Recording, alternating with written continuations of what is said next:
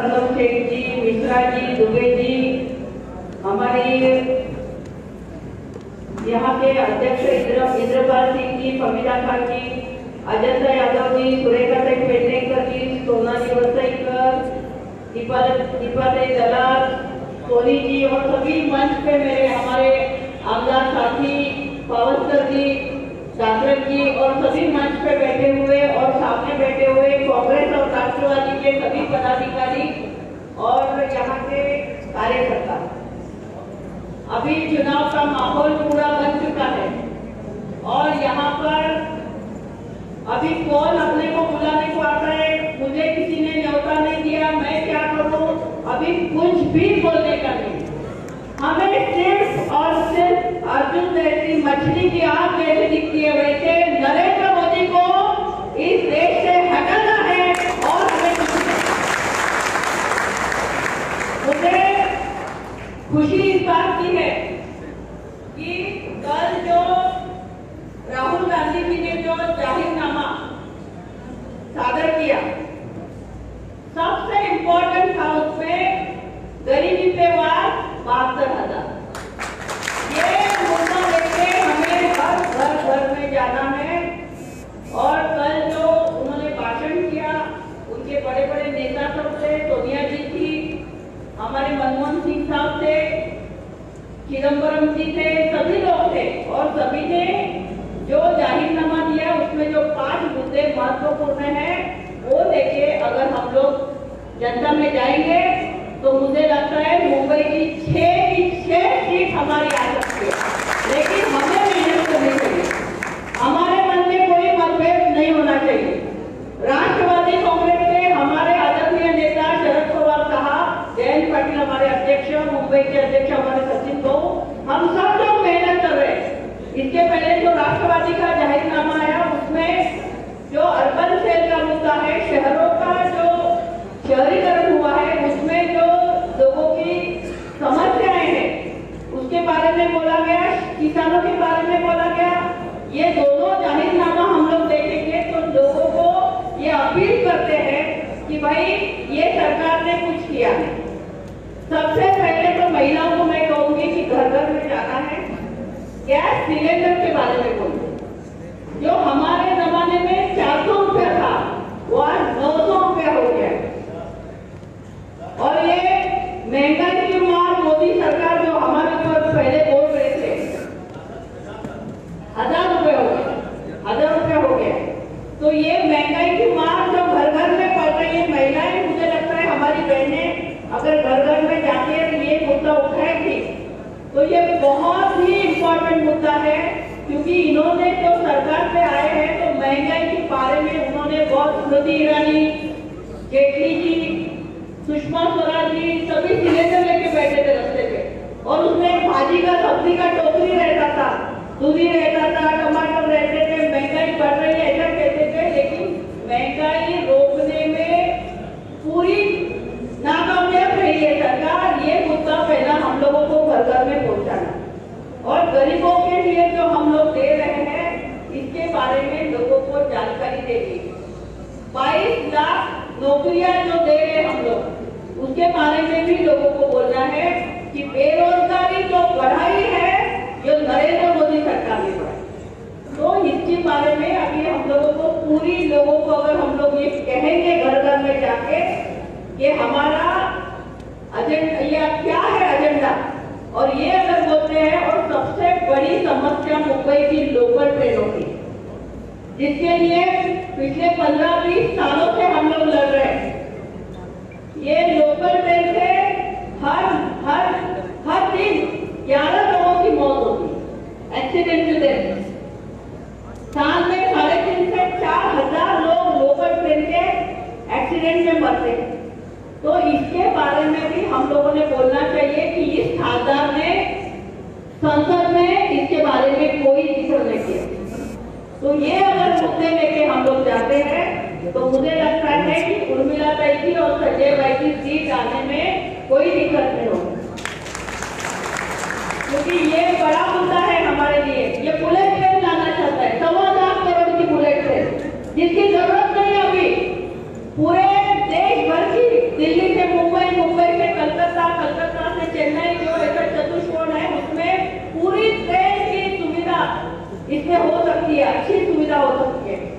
लेकिन ये bullet train सिर्फ मोदी जी ने सपना देखा, वो सपना पूरा करने के लिए ये कर रहे हैं। और भ्रष्टाचार के मुद्दे में भी बोलना है कि भ्रष्टाचार जो देवेंद्र फडणवीस सरकार के 22 मंत्रियों के ऊपर भ्रष्टाचार का आरोप है। ये जो चिट्ठी घोटाला आपको मालूम है, मोबाइल घोटाला, ये सब घोटालेबाज सरकार है। ये लोगों के लिए कुछ नहीं करती। अगर ये मुद्दे लेकर हम लोग लोगों में जाएंगे तो मुझे पूरी खातरी है कि यहाँ पर हम लोग जरूर जीत सकते हैं। हमें सबको मेहनत करनी पड़ेगी, दिन रात मेहनत करने पड़ेगी। हमारे नेता जितना मेहनत करते हैं उसकी दुगनी मेहनत अगर हम लोग करेंगे तो उर्मिला भाई की और संजय भाई की जीत श्योर है।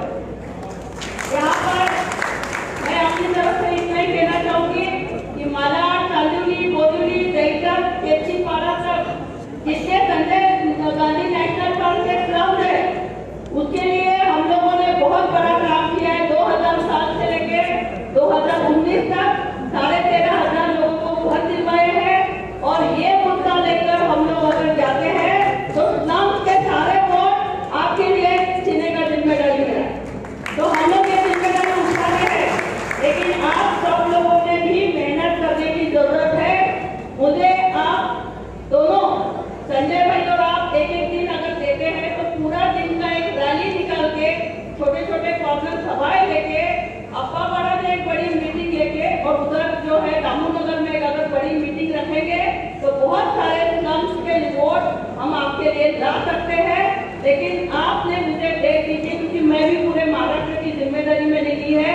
मुंबई के 6 मतदार संघ है, नई मुंबई के हैं और वहाँ पर बहुत जगह जाना है। मैं कुछ डेट्स आपको देके जाती हूँ, आप उसको अरेंज कीजिए और वहाँ की जिम्मेदारी मैं पूरे लेती हूँ। धन्यवाद। जय राष्ट्रवादी, जय कांग्रेस। हमारे बीच में मुंबई कांग्रेस के सचिव भूषण पाटिल जी पीछे बैठे हुए हैं। कार्यकर्ताओं में पूरे मंच पे आ जाए, संदेश कुटी कर चुकी। और अभी मैं हमारे आमदार असलम शेख जी से कहूंगा कि वो भी रोशन करें।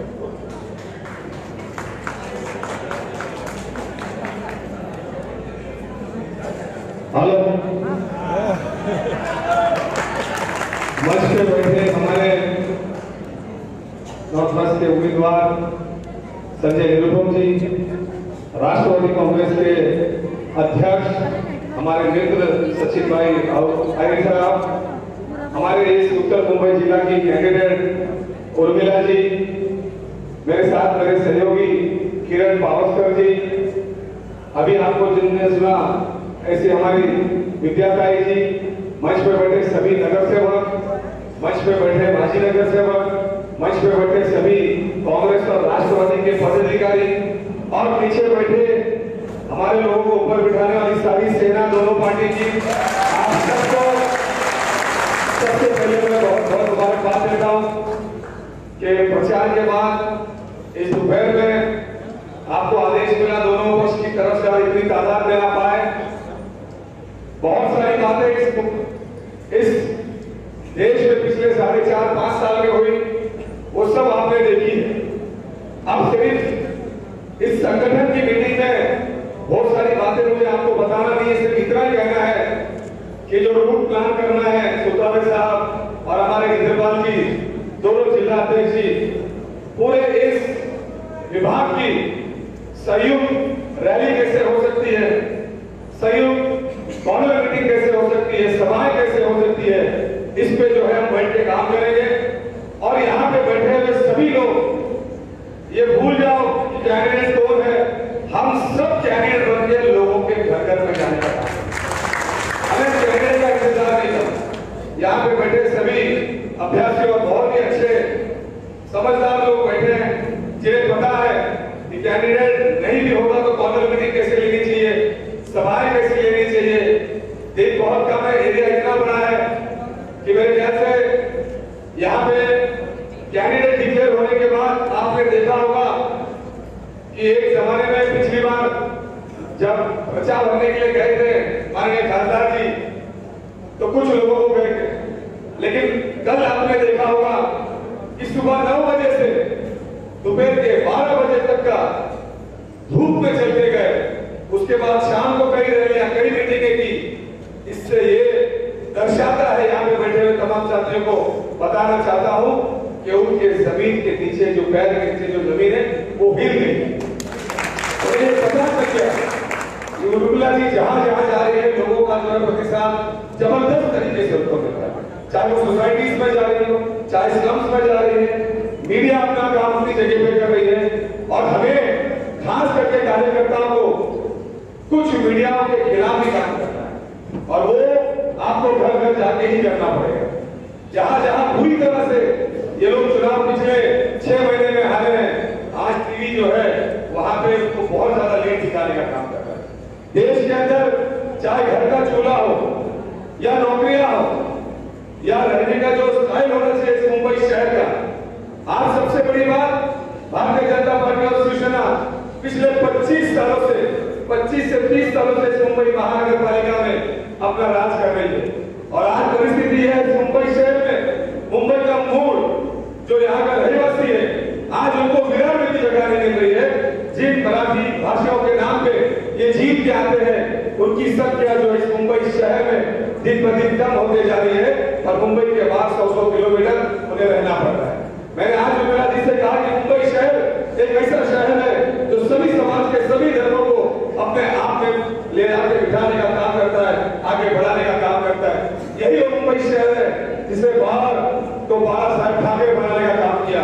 यही वो मुंबई शहर है जहाँ पे अंबानी जी जिस बैंक में झोला लेके घूमते थे उसे हिंदुस्तान का नहीं वर्ल्ड के टॉप रिचेस्ट बनाने का काम किया। लेकिन इस मुंबई शहर की हालत आज मैं बताता हूँ, गांव में जो पुराने जो इस देश के अंदर जो पुराने गांव है ना, छोटे छोटे गांव, उससे भी बदतर हालात इस मुंबई शहर की भारतीय जनता पार्टी और शिवसेना ने करके रखी है। हमें ऐसा प्रतिनिधि चाहिए जो लोगों की आवाज उस पार्लियामेंट में उठा सके। आज हमारी जो भी बातें हैं, आप बिल्कुल सही कह विद्या जी ने कि हमें इंतजार नहीं करना है कि हमें इंफॉर्मेशन आई नहीं आई, किसी ने बताया नहीं बताया। आज जैसे पता चला कि यहाँ पे मीटिंग है, एक साथ सर उठा के जिस तरीके से आप लोग यहाँ पे आ गए उसी तरीके से हर जगह आपको पहुंचना है, हर जगह ये देखना है कि इनकी चीजें, इनका जो मैसेज है, इनके इंटरव्यू जबरदस्त तरीके से आज कांग्रेस और राष्ट्रवादी के इतने जबरदस्त तरीके से कार्य करता है। लेकिन आज जब से ये कैंडिडेट यहाँ से डिक्लेयर हुई है, आज व्हाट्सएप और फेसबुक के अंदर हजारों जो है इधर कार्यकर्ता हमारे उत्तर मुंबई में तैयार हो गए हैं। इसका पूरा फायदा अगर हमने नहीं उठाया तो इसी तरीके से हमें ऐसे लोगों के पीछे इंतजार करना पड़ेगा अपने कामों को लेके, अपने मसलों को लेके। यहाँ जो आज हालात है उत्तर मुंबई जिला में, लोग कहते हैं कि बहुत काम हुआ, लेकिन किसी भी कोने में आप जाके देखिए। पिछली बार जब हम यहाँ पे रामनाथ जी को संजय निरुपम जी ने हराया था तो एक जगह पे जब पदयात्रा इसी जगह पे किए थे जहाँ 15, 20 साल रामनाथ जी रहने के बावजूद उस जगह में कभी रहे नहीं थे। ये अहंकार इस देश के अंदर जो नया चौकीदार बना है, उस चौकीदार ने इतना जबरदस्त काम किया काले धन के लिए। एक गरीब महिलाएं जो झोपड़पट्टी में रहती है, जो मिडिल क्लास की है, इसके थोड़े पैसे अपने बच्चों की पढ़ाई के लिए, इसके थोड़े पैसे अपनी बच्चियों के लिए, या जिसके थोड़े पैसे अपने शोहर से अपने इससे निकाल के अपनी मुसीबत के टाइम के लिए रखा है, चाहे वो आटे के डब्बे में रखे हो चाहे वो छोटे से डब्बे में, उसको निकाल के बैंक में जमा करने का काम किया। और खाता खोलने के नाम पे पूरे देश में बताया कि हमने इतने करोड़ खाते खोले, और खाता खोलने के बाद जो हमारे गरीब लोगों ने उसके अंदर पैसा डाला तो मिनिमम अकाउंट बैलेंस के नाम पे सारा पैसा निकाल के उन्होंने इस देश के जो बड़े व्यापारी जो बैंक को लूट रहे उनको देने का काम किया। आज जाके तुम्हें उत्तर मुंबई जिला के हर गलिया झोपड़पट्टी में जाके बताना है कि एक ऐसा इंसान बता दो हमारे उत्तर मुंबई जिला में रहने वाला जो झोपड़पट्टी में रहता हो या किसी मिडिल क्लास के बिल्डिंग में रहता हो, जिसका 5,000 रुपया लोन हो और बैंक ने उसको छोड़ा। एक आदमी ढूंढना आप जाके तो आपको उस पूरे मुंबई शहर और उत्तर मुंबई में एक आदमी नहीं मिलेगा। आज जिन्होंने जबरदस्त तरीके से बैंकों के कई हजार रुपए लूटे, उनको तो पैसा देके माफ करने का काम किया, और नहीं तो फिर चौकीदार ने अपने नाक के नीचे से इस देश को छोड़ के भगाने का काम किया। ऐसा क्यों होता है कि जितने भागे वो इसी नाम के लिए? ऐसा क्यों? ये भी लोगों के बीच में जाके बोलना पड़ेगा, पूछना पड़ेगा। आज हर एक चीज की समस्या, मैंने जिस तरीके से आपको बताया कि लोग अपने बच्चों को पढ़ा नहीं पा रहे, लोग अपना लाइट बिल नहीं ले पा रहे, जो डूबने की कगार में था, सुप्रीम कोर्ट से अंदर डालने की कगार में था, उसको 33,000 करोड़ से ज्यादा का जो रफाल की, जो आदमी एक छोटी सी बात आपसे पूछना चाहता हूँ कि अगर छोटा कोई भी छोटे से छोटा भी आदमी होगा तो अगर उसको कुछ तकलीफ होती है तो उस सही जगह जाता है। अगर अपने आप को इंजर्ड हो गया तो हॉस्पिटल में जाता है, कपड़ा सिलाना है तो दर्जी के पास जाता है, सामान लेना है तो मार्केट में जाता है। जिस आदमी ने, जिस कंपनी ने एक सुई तक नहीं बनाई है, उसको उठा के इतना बड़ा दाम देने का काम, जो कंपनियां मुश्किल से 15-20 दिन पहले रजिस्टर हुई थी, अनिल अंबानी को इतना बड़ा काम देने का, जो दास दिखाने का काम किया, और मीडिया उतना बेवकूफ बना के देश के सामने प्रस्तुत कर रही है। कुछ मीडियाओं के बारे में बोलना पड़ेगा। कुछ लोग जो भोगने का काम करते हैं, पहले जो है जबरदस्त तरीके से उनके खिलाफ बोला करते थे, उसके बाद में क्या हुआ, कैसे नए नए चैनल खुल गए और उल्टा ही चलने लगे। ये सारी बातें जो है, जिस तरीके से आजादी के टाइम पे हम सब के दादाओं ने मिल के जो इस देश को आजाद करने के लिए घर घर मुहिम चलाई थी, उसी तरीके से संविधान बचाने के लिए बाबा साहब अम्बेडकर ने इस देश में जो संविधान दिया, सबको रहने का हक दिया, सबको खाने पीने बोलने का और अपनी जिंदगी बसर करने का हक दिया, उसको बचाने के लिए हर एक कांग्रेस और राष्ट्रवादी के लोगों को घर घर जाकर ये जो मुहिम करना होगा, और किसी भी तरीके से हमारे जो उम्मीदवार है उर्मिला जी को बहुत मत से जिताने का काम करना होगा। और मैं अपने शब्द को विराम देता हूँ, लेकिन इतना जरूर कहता हूँ कि आदि अपनी जो है आप संकल्प कर लो, क्योंकि यहाँ पे आज संजय जी आए हैं, सचिन बाबू आए हैं, इसलिए हमको जाना है। ये सब आप करोगे तो पिछले 5 साल, आने वाले 5 साल फिर जो है सिर्फ अपने हेड ऑफिस के कार्यालय में घूमोगे, लेकिन आपका अपना प्रतिनिधि होगा तो जाके ठोक के हो जाके अपने अपने एरिया के अपने लोगों के मसलों को आप ठीक करने का काम करोगे। आपने यहाँ पे बोलने का जो मुझे मौका दिया, मैं तो चाह रहा था कि आभार प्रकट करूंगी कि बड़े बड़े नेता यहाँ बैठे हैं, संजय जी बैठे हैं, सचिन बाबू बैठे हैं, और इन सबको सुनना था मुझे भी, लेकिन फिर एक बार खत्म करता हूँ मेरी बात को और आभार प्रकट करता हूँ दोनों नेताओं को, यहाँ पे अपना क्रूशियल टाइम देके सारे जो यहाँ पे हमारे जो कार्यकर्ता है, जो नेता है, उनको सही दिशा दिखाने के लिए आप यहाँ पे आए। आप सबका आभार। जय हिंद, जय भारत। समय का ध्यान रखते हुए मैं अभी इस विभाग के, इस इलेक्शन के प्रचार प्रमुख राम पटनायक जी, उनके कहूंगा कि 2-3 मिनट में ही वो अपने विचार रखिए।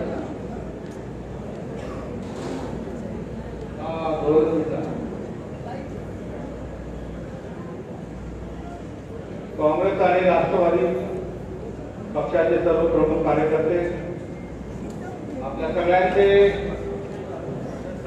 आवडते आणि बाजूच्या मतदारसंघामध्ये उभे असलेले कांग्रेस पक्षाचे उमेदवार आदरणीय निरुपम जी,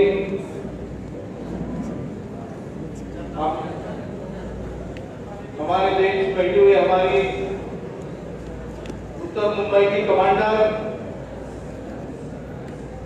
उर्मिला जी, सचिन भाऊ, आमदार साहेब, सभी आमचे दोन्ही जिल्हा अध्यक्ष, दोनों जिल्हा अध्यक्ष, भूषण पाटिल जी, संजय कोटलीकर जी, शिंदे जी, सभी प्रमुख, सभी नाम लेने जैसे यहाँ पर मंच पर बैठे हैं, मैं माफी मांगता हूँ।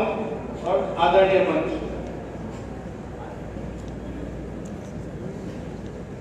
हमारे पास उम्मीदवार की जब चॉइस चल रही थी कि उत्तर मुंबई का उम्मीदवार कौन होगा, और हर कोई पजल में था कि किस तरह से उम्मीदवार होगा, मगर संजय जी और देवराज जी ने ऐसा उम्मीदवार हमारे सामने लाया कि आज हमें फक्र है उस बात का कि उर्मिला जैसी उम्मीदवार उत्तर मुंबई से चुनाव लड़ रही है। एक तरफ भारतीय जनता पार्टी छोड़ा तो गोपाल शेट्टी जीरो है, जीरो। और दूसरी तरफ कांग्रेस पार्टी, राष्ट्रवादी कांग्रेस पार्टी और हमारी मजबूत हमारी बहन उर्मिला जी ऐसी ताकतवर, अरे हमने सोचा भी नहीं था कि ऐसी भाषण करेगी, हमने सोचा नहीं था हर महीना तो हाथ करेगी, हमने कभी सोचा नहीं था 1 किलोमीटर पैर की जूती निकाल के मंदिर